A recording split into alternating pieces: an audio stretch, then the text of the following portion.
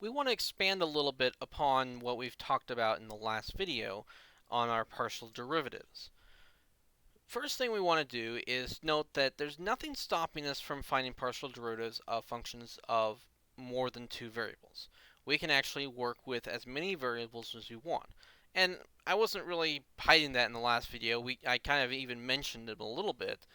But let's do an example of finding the partial derivatives of a function of more than two variables. So here's a function h. It's actually the function of four variables. We have x, y, z, and t. And that's actually not a very uncommon thing to have happen. This could be some function that details something that's happening at a given point, x, y, z, in three-dimensional space at a given time t. And whatever this is detailing just follows some formula that is related to those four variables. It could be like the temperature at a particular point at a given time. A very common thing to run into in a physics problem. So note here we are just finding the partial derivative of this function for each of the four variables. So we have four different partial derivatives. And when we differentiate with respect to a variable, we are just going to treat all of the other variables like constants. So we take the derivative of h with respect to x. We have the x squared here, but everything else is just a constant. Since there's no x's in any of this other stuff, we don't do anything with it. So we have a constant times x squared. Derivative of x squared is 2x. And then we just have that constant still there. Just that simple. Then we differentiate with respect to y. Again, x squared cosine of z over t is just a constant times y. When we differentiate that y goes away and we're just left with the constant. So our derivative with respect to y is x squared cosine of z over t.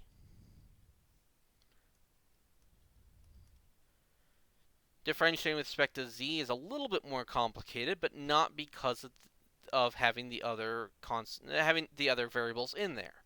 So again, x squared y is just a constant. It's just going to kind of come along for the ride. We don't have to do anything with that stuff. The problem is that the z is inside of a cosine, so we have to differentiate cosine.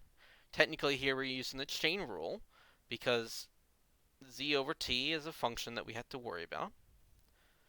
So derivative of cosine gives us a negative sign. We'll have of z over t. Then we have to differentiate by the derivative of the inside. Derivative of z over t. Again, t is just a constant.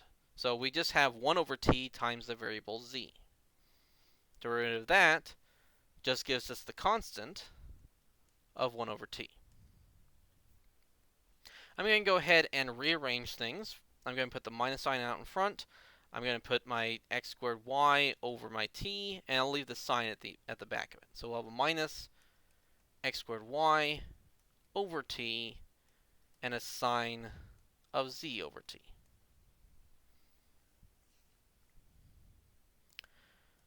Finally, we get to differentiate with respect to t. This one's actually even a little bit more complicated because the t is on the bottom of this fraction, so we're going to have to do a little bit more there as well. But again, that doesn't affect our x squared y out in front because none of that depends on t. So we have an x squared y. We have to differentiate the cosine part, so we have a minus sign z over t times the derivative of z over t. This time the z itself is a constant, but the t is not. And we can treat this as t to the negative 1 power, which means we pull out a negative 1, we reduce the power of negative 1 to negative 2, and we ultimately get negative z over t squared. And then again, we're going to go ahead and put everything out in front, leave the sign at the back. This time we have two negatives that cancel each other out. That's nice. We get an x squared y. We have the z here, and we end up with a t squared on the bottom. And then we have the sign of z over t.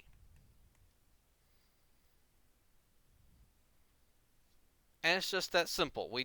We don't have to worry about the variables that are not involved, other than when we differentiate, we have to bring them along for the ride.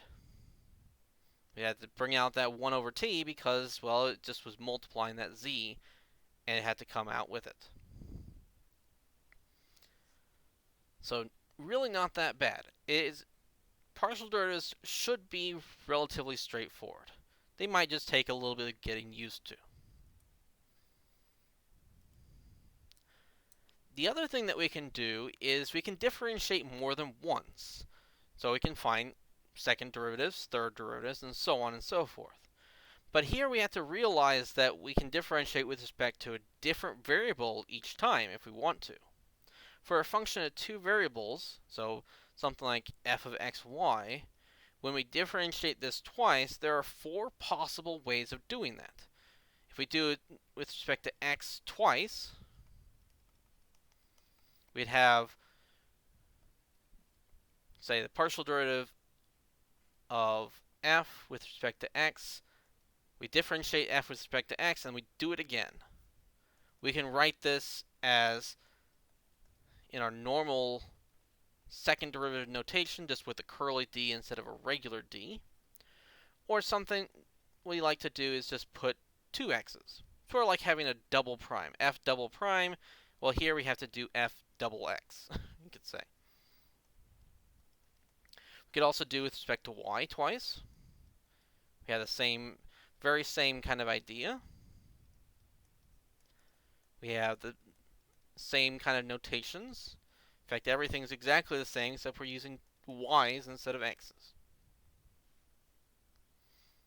What if we differentiate with respect to x, then y? So here we're differentiating f with respect to x, and when the result of that, we differentiate with respect to y. We are going to write this in the format of, we'll still put d squared f on top. On the bottom, since we're not doing the x twice or the y twice, we're going to go ahead and put them in the order that they are being applied to f. The order that you kind of see down here. So the dy and then the dx. And that's going to be our notation, at least in the d notation of our second derivative. If we're putting them in this kind of notation, probably this is what we're going to stick with most. It's a little less writing. We will put whatever variable we differentiate with respect to first as the first one. So we'll put an x there. And then after that, we will put whatever the variable we differentiate with respect to second. So f sub xy is f after we differentiate with respect to x, and then differentiate with respect to y. And for completeness, we'll go ahead and put in the last one. If we differentiate with respect to y and then differentiate with respect to x, everything here is the same as this third row, except we're switching the x and the y.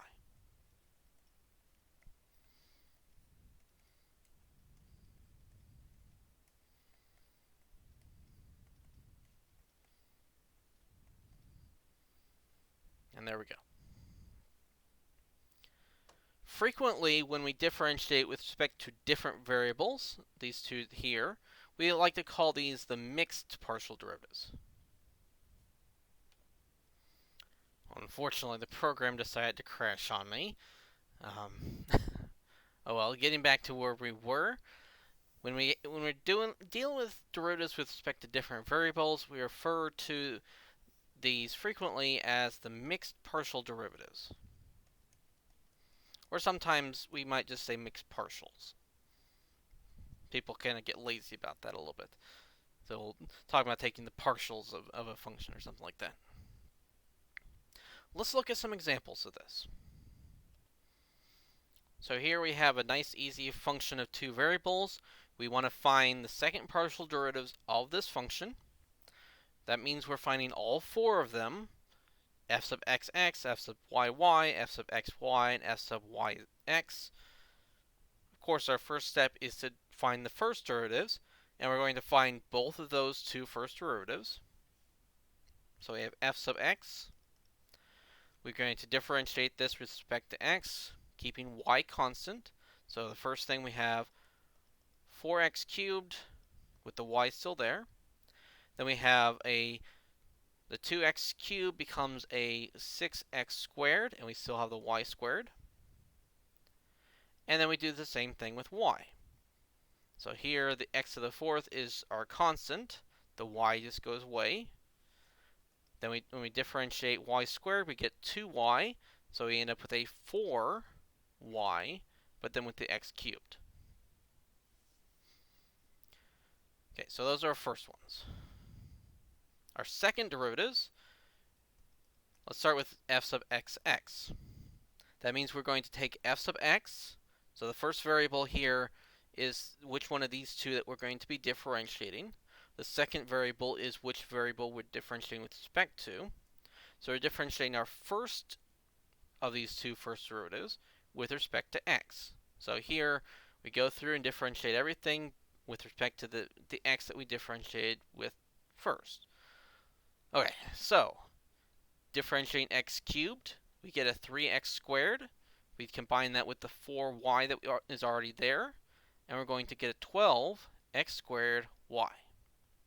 Differentiating x squared over here, we get 2x, and combined with the rest of it, we get a minus 12xy squared. If we do f sub y, so I'll stick with the not mixed ones for now.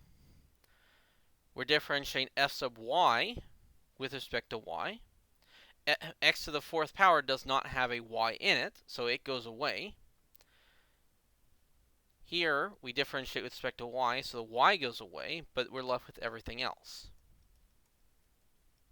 So we get a negative 4x cubed. Now going for our mixed partials, let's do f sub xy first. That means we are taking our first of these first derivatives with respect to y. Differentiate 4x cubed y with respect to y, we get a 4x cubed. We differentiate the y squared, we get a 2y times the rest of it, so a minus 12x squared y. If we find the f sub yx derivative, now we're taking this formula here with the f sub y and differentiating with respect to x. Derivative of 4x is, derivative of x to the fourth is 4x cubed. Derivative of x cubed is 3x squared times the rest of it. So we get 3 times 4 is 12. We have an x squared, and we have a y.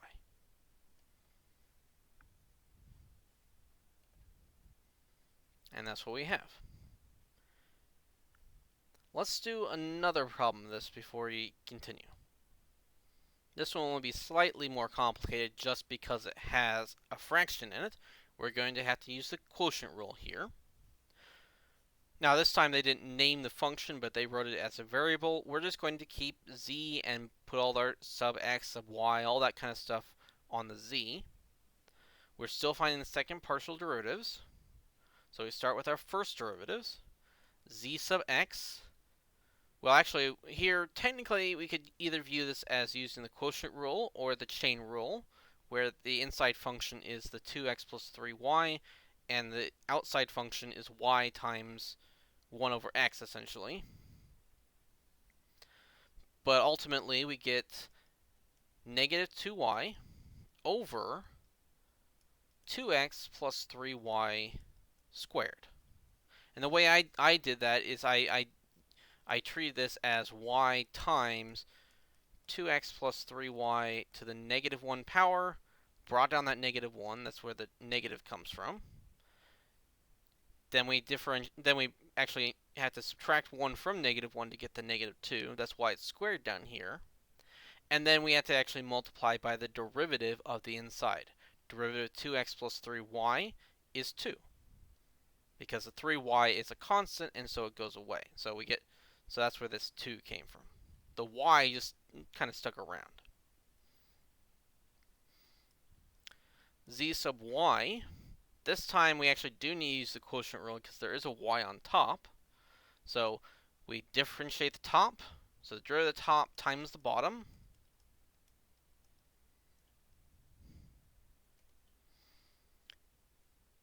minus the top times the derivative of the bottom. Derivative of the bottom, keep in mind we're differentiating with respect to y. 2x does not depend on y, so it goes away. Derivative of 3y is 3. And then we put all of that over the bottom squared. Of course, we can actually simplify things. We have a 3y here, and we're subtracting a 3y. So really, this just becomes a 2x over 2x plus 3y squared. Kind of interesting. It got a very similar formula, just without the minus sign. And an x on top instead of a y. Those are our first derivatives. Now we need our second derivatives. Again, I'm going to start off with the non-mixed ones. So starting off with z sub xx, we're going to differentiate this thing here. Note that what we have here doesn't depend on x on top, so we can use the same kind of trick we did up here, where we treat the bottom as to the negative 2 power. That means we go ahead and multiply we keep that same top, but then we multiply it by a negative 2 for the power. Our new power on the bottom is going to be a 3, or technically a negative 3, but when the negative just means it's on the bottom. And then we also need to multiply by the derivative of the inside, which again, because we're differentiating with respect to x, is 2. So we actually get, well, we have an 8, a positive 8, y, over 2x plus 3y to the third power. Not too bad, but is definitely more complicated than the last one, but not because of the actual partial derivative part, but just because it is a more complicated function in the first place. This would have been more complicated in Calc 1. Okay, now z sub y. We're differentiating this function with respect to y. We're going to do the same thing we did in this one. We have the 2x. Our power here is a negative 2 that we brought down. We will go ahead and put in the 2x plus 3y to the new power of 3. And this time, when we differentiate the inside function, 2x plus 3y, the derivative of that is 3, because we're differentiating with respect to y this time. So this time we do have a negative out in front, and our constant here is a 12y. Or sorry, not y, a 12x.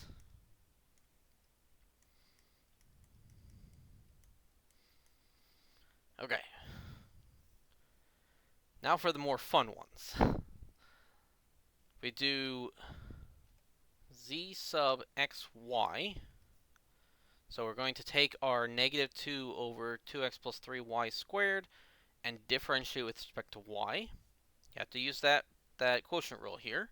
So you have the derivative of the top, which is a negative 2, times the bottom, that's a 2x plus 3y squared, minus the top, which is our negative 2y, times the derivative of the bottom. You actually have to deal with all the chain rule and the power stuff. Derivative of the bottom, we end up with a 2, the 2x plus 3y, and the derivative of the inside with respect to y, remember we're differentiating with respect to y here, is going to be a 3. And then we square the bottom. So a power of 2 becomes a power of 4. Now, one thing that we can do here right away, because we have the 2x plus 3y in both these parts, we can go ahead and actually cancel a factor of that from all the pieces. So cancel that, cancel one of those, and this 4 becomes a 3. That will simplify our work quite a bit. Now we have a negative 2 times 2x plus 3y, so we have a negative 4x, and we have a minus 6y. This part over here actually is, we're just combining all this stuff together. We don't even have to expand anything out. We have a plus. We have a 2, and a 3. That's a 12. So we have a plus 12y all over 2x plus 3y cubed. Or in other words, because we have a 12y and a minus 6y, we have a negative 4x plus 6y.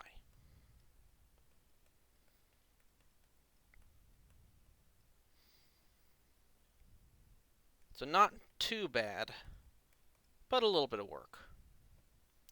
Now we're going to do the same thing where we take our 2x over 2x plus 3y squared, but we're going to differentiate with respect to x. So very similar, we differentiate the top, so we get 2 times the bottom minus the top times the derivative of the bottom. This time the derivative of the inside is a 2, because we are differentiating with respect to x. It's all going to be over 2x plus 3y to the 4th power, because we're squaring that square.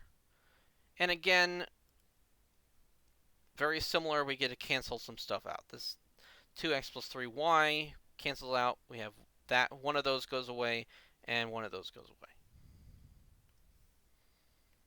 Our top now becomes, if we expand things out, we have a 4x, we have a 6y, and we actually have a minus 8x all over 2x plus 3y cubed. Or, since 4x and minus 8x, we get a minus 4x plus 6y over 2x plus 3y cubed. Now, if you've been paying attention, you might have actually even noticed this back on this problem. F sub xy and f sub yx gave us the same form. But maybe at this time, even if you had noticed that, you might thought maybe it's just a coincidence. But here, even though we've done a lot more stuff, a lot more is going on when we're doing all the quotient rule stuff. In fact, for z sub yx, we actually used the quotient rule twice, but we ended up with exactly the same form, exactly the same function overall. That's not a coincidence. We can actually prove that. Well, we're not going to prove it here, but it is a theorem that I want you guys to learn. This result is known as Clerose Theorem, and it says that as long as our second derivatives are continuous, and that's usually okay to kind of ignore, though it is technically needs to be there for this to be true. But as long as we have continuous second derivatives, then it doesn't matter what order we put the second derivatives in. We can swap the order and we get the same result.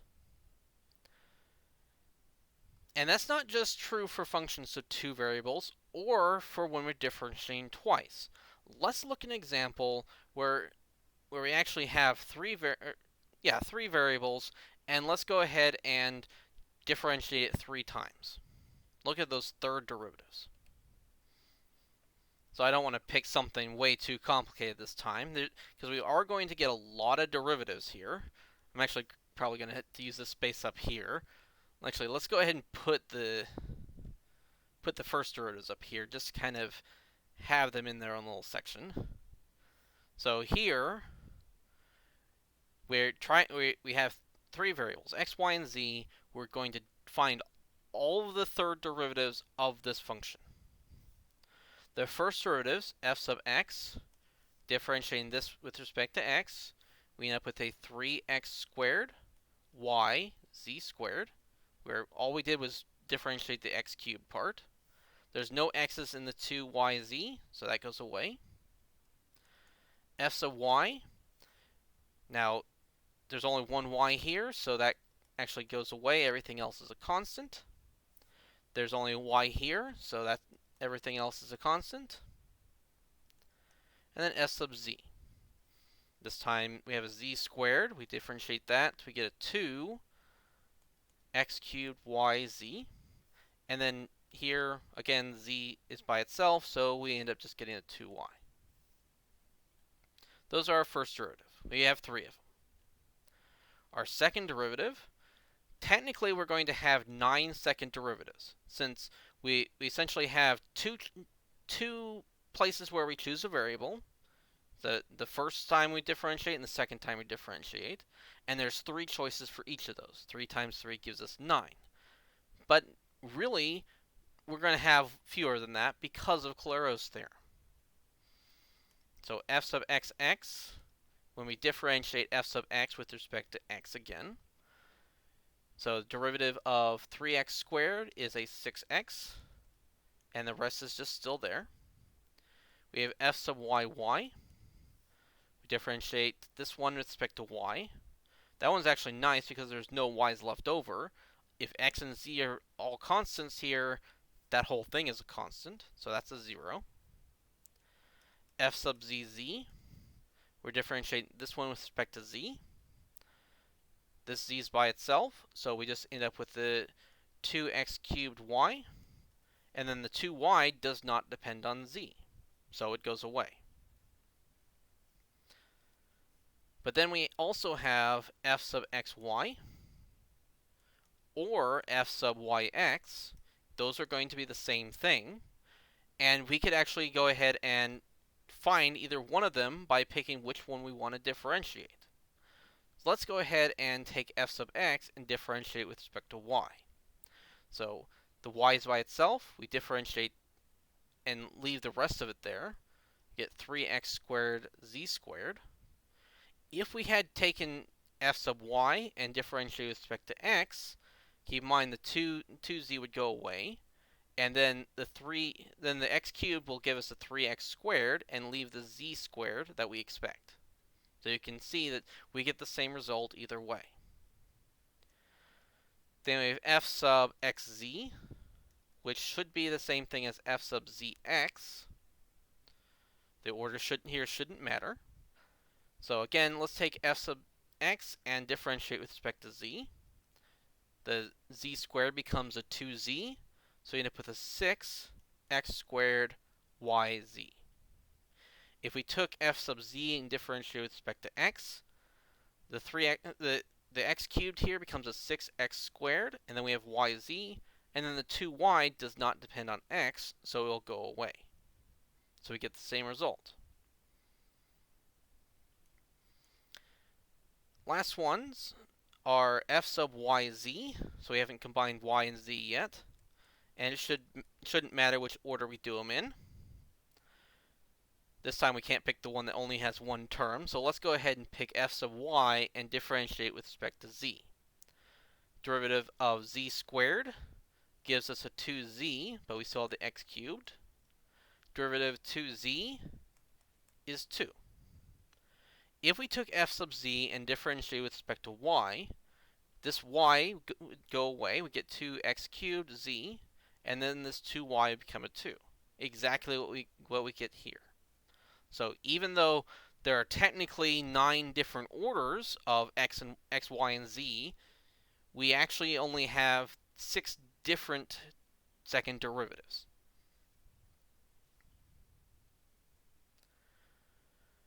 When we move on to the third derivatives, again, there are going to be a lot of different possible combinations here, because now there are 3 different spots. The first time we differentiate, second time we differentiate, and third time we differentiate. And there are 3 choices for each one of them. That's technically 27 different possibilities, but a lot of them are going to be the same thing. The ones that don't really have any reorderings are what if we do x 3 times, y 3 times, z 3 times. We're just taking these formulas here and differentiating with respect to the same variable that we've already been doing. So f sub xxx is going to be the derivative of 6xyz squared with respect to x. This x is going away. The 6yz squared is still going to be there. F sub yyyy, well, derivative of 0 is 0, so that's not too bad. And then f sub zzz, derivative of 2x cubed y with respect to z, well, there's no z's in there, so that's also 0. Now, these may look the same, but these are distinct. In general, those won't be the same thing. We're an example where the degrees of our polynomial isn't big enough to necessarily make everything in the third derivative not become 0. But then we have a few other ones. So let's look at this. If we take f sub x x y, so we're taking f sub x x and we're differentiating it again with respect to y instead of the x's. What do we get? Well, we're differentiating with respect to y, so the y goes away. We still have the 6xz squared. But that actually turns out to be the exact same thing that we get if we take f sub xyx or f sub yxx. Because here we're taking f sub xy, so f sub xy, or f sub yx, and then differentiating either one of those, which is the same thing, with respect to x. So derivative of 3x squared z squared becomes a 6x z squared. So here, all we're really seeing here is that it doesn't matter what order we put the two x's or the y in, as long as we have two x's and a y, we get the same result. That's going to remain true. So f sub xx z, if we differentiate xx with respect to z, we end up with a 12xyz. And that's the same thing as if we took f sub xzx or f sub zxx, because f sub xz and f sub zx were the same thing to begin with, and now we're just differentiating this with respect to x, and we get that same result. F sub yx, so now we're just taking yy with respect to x. Obviously that's 0, but it may not be so obvious that if we took xyy or f sub yxy, we will get the same result. Basically, we're taking this first f sub xy and f sub yx with respect to y. Since there's no y's there, we get 0 again. If we take f sub yyz, obviously we're still differentiating 0, so we get 0 again. But it's the same thing as if we took f sub yzy or f sub zyy. So f sub yz or f sub zy, if you differentiate either one of those with respect to y, there's no y's in there. So we get 0. And I'm probably not going to have enough space for all this. Maybe I'll transplant the second derivatives to a new page and keep going.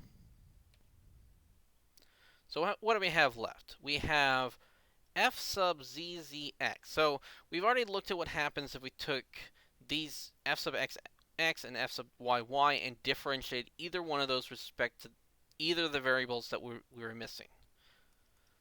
Now we need to look at what happens if we take f sub zz with respect to x or y. So those are the two that we need to do next. Well, here, if we differentiate with respect to x, the x cubed becomes a 3x squared, so we get a 6x squared y. That's going to be the same thing as if we took f sub, let's do xzz or f sub zxz. So f of xz or f of zx, those are the same thing, and we're differentiating both those with respect to z. So the derivative of this with respect to z, the z goes away, and we have the 6x squared y that we expect to get. Then we have zzy, so we differentiate this with respect to y. We get a 2x cubed. And hopefully it shouldn't be too hard to see that if we take f sub yzz or f sub zyz, we get the same result. Because we're just looking at this one with respect to z, 2 goes away, z goes away, we have the 3x cubed. Then we're not quite done. We have actually 6 different combinations left. But these 6 actually turn out to be exactly the same thing. We have f sub xyz, which is the same as f sub yxz, which is the same as f sub xzy, then f sub zxy, f sub yzx, and f sub zyx. Okay, so I put these first two together because we're just using the fact that these two are the same. We're differentiating both f sub xy and f sub yx with respect to z. The z squared becomes a 2z, so we end up with a 6x squared z. Then these middle two, we have xz and zx. Those were already equal to each other, but now we're differentiating that result with respect to y. The y goes away, and we have 6x squared z, which is what we expect. And then finally, f sub yz and f sub zy were the same thing, but now we're differentiating with respect to x. The 2 goes away, the x cubed becomes a 3x squared, so we get a 6x squared z, and it's exactly the same thing.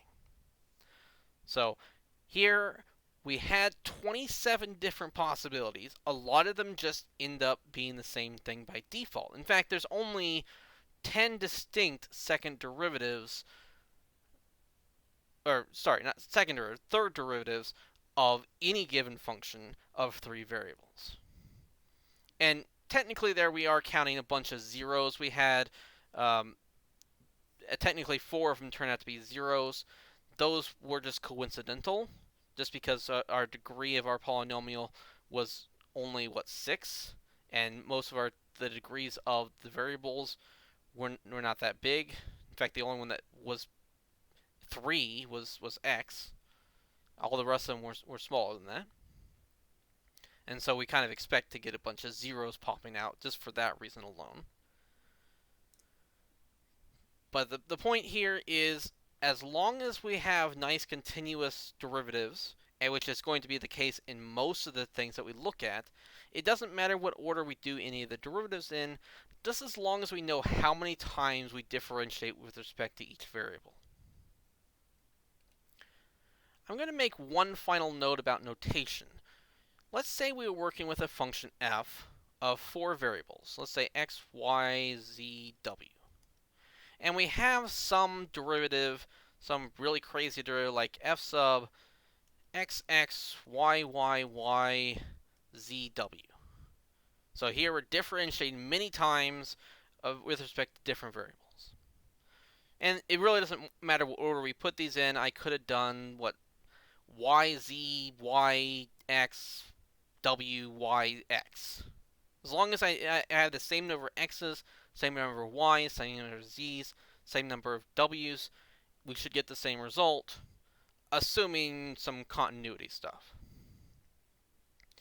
If we write this in our curly D notation, what we would do is we start with the df on top. We would then take the number of derivatives we've done. So here, if we count up how many variables we have down here, we have 1, 2, 3, 4, 5, 6, 7. We have 7 derivatives going on. And that's what we'd put on top. On the bottom, we would then go ahead and list out the variables we're differentiating with respect to. And then we'll put exponents on those corresponding to how many times they're in here. So we have 2 x's. So we'll have a dx squared.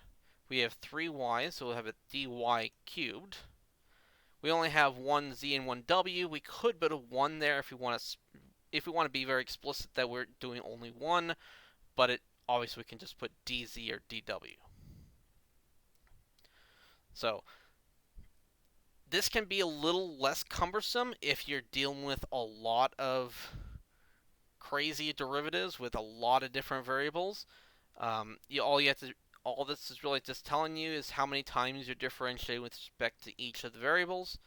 And if we just had two variables in the first place, then it really is not too bad, even compared to, say, I mean, let me put it this way: if you have two variables and you're differentiating with respect to your x and y any number of times, you could have like m and n here, and then the sum total up top. And this never gets any more cumbersome than it is right here, no matter how big m and n get, whereas this notation here gets kind of long. Now, we're not really going to go much past the first or second derivatives, so I'm just going to kind of stick with the f sub x and f sub xy kind of notation. But I just wanted to kind of point out the notations that are out there. Alright, so hopefully that gives you a good idea of how we do partial derivatives, how we handle them. Next class we will go ahead and use them, kind of start solving some of the issues that I mentioned at the beginning of last video. We're actually going to look at tangent planes next. So I'll leave it here, and we'll see you guys in the next video.